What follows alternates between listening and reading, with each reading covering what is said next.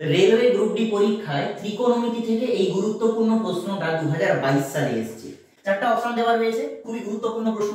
এই পার্টটাকে আমরা প্রথমে লসাগু করে ফেলবো। কিভাবে করব? 1 প্লাস cos a, কাউকে শেখাতে হবে না, নতুন করে নিচে sin a আছে, তাহলে উপরে দেখুন এই পার্টটা কেটে গেলে উপরে হবে sin স্কয়ার a প্লাস এখানে sin a টা কেটে গেলে এই 1 plus cos a whole square. এটা আমি ডাইরেক্ট লিখে দিচ্ছি 1 plus 2 cos a plus cos square a, এটা আমরা পেলাম।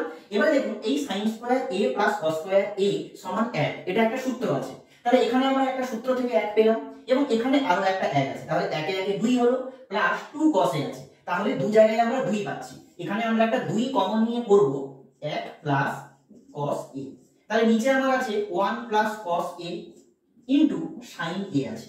এখানে দেখুন এই 1 প্লাস cos a এবং এখানে 1 প্লাস cos a কেটে গেল, তাহলে এখান থেকে আমরা পাচ্ছি 2 বাই sin a। তাহলে আমরা পেলাম 2 বাই sin a মানে কি?